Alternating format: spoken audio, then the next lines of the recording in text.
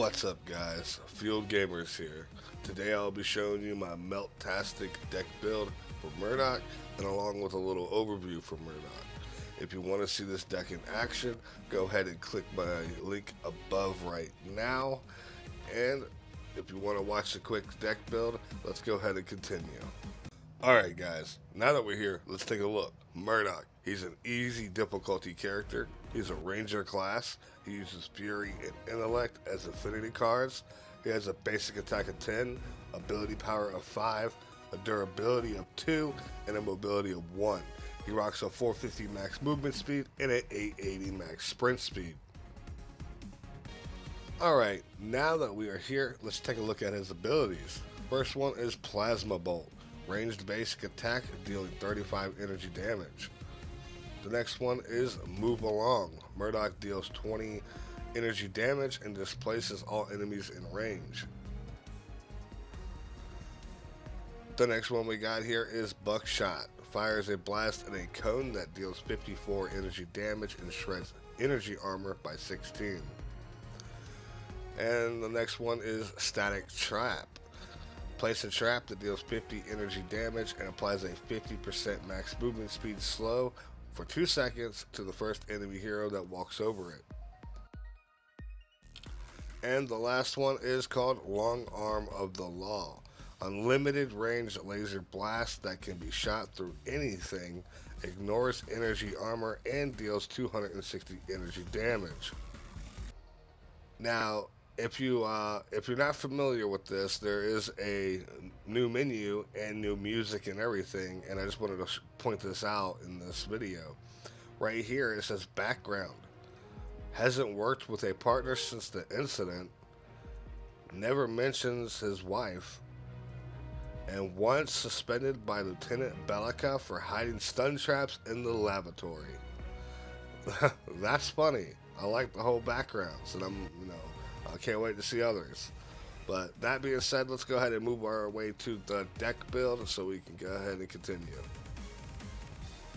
Okay, now that we're here, let's go ahead and take a look. We have my Murdock Melt-Tastic build. He's rocking a 61% energy damage, 31% defense, and 6% support.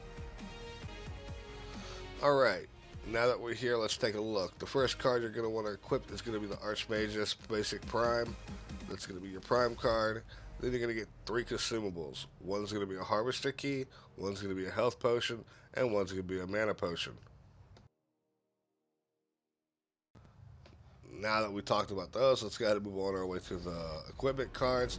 Now, these cards, I'm going to tell you these cards in order, so that way you know how to, if you haven't watched my other video and you don't know how to perk these in order, well, this is how you're going to perk these in order, so just follow me.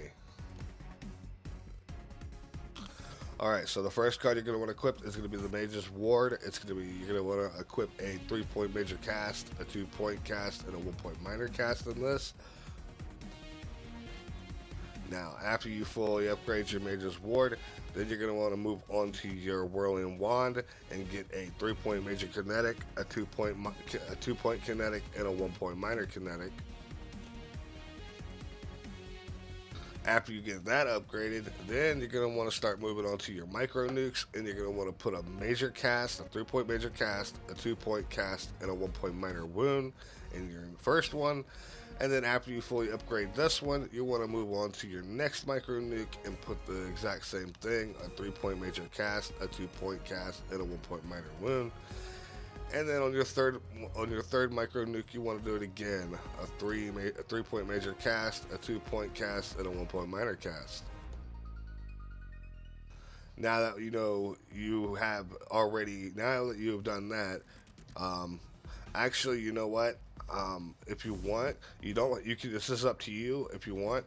Now you can use one of these Brain of the Iron Eaters, or you can use one of these Micro Nukes. Now, if you're going, I'm going to go ahead and redo this so that way you know which route you want to take, you can. Your first card could be a Mage's Ward, and then it could be a Whirling Wand, and then 2 Micro Nukes, and then you can go ahead and start on your Brand of the Iron Eaters and get those out of the way. So when you after you equip your 2 micro nukes and get them upgraded, you're gonna want to come over here to the brand of the Iron Eater,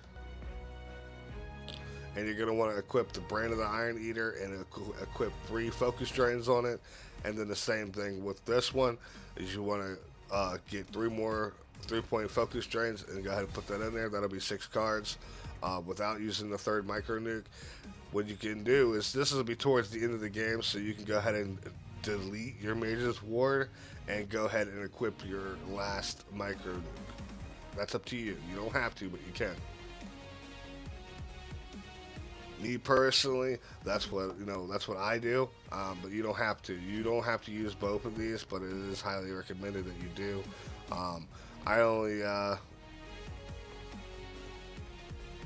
what I do is I go ahead and I equip my Mage's Ward, then I equip my Whirling Wand, and then I equip my 2 micro nukes, and then I'll go ahead and equip my brands, get my brands on there.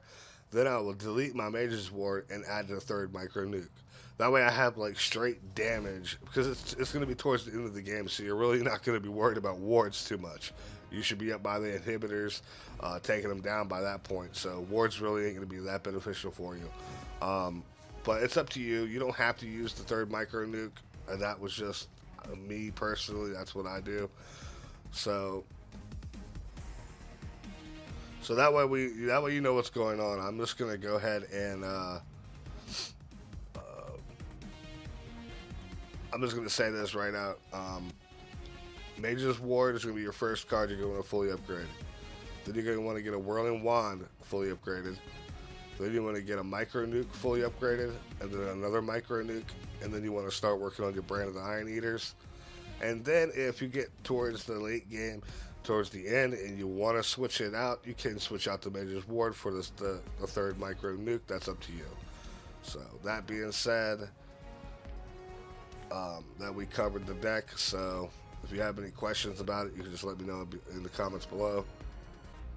Alright guys, and that is going to do it for my Melt-Tastic deck build guide. If you have any questions or anything, just go ahead and put them in the comments below. I'll try to answer them as fast as possible. And again, if you want to see my other, if you want to see this deck in action, you can just go ahead and click the link above again. It'll take you straight to that video. If you liked and enjoyed this video, go ahead and throw it a like. As always, Fueled Gamers out.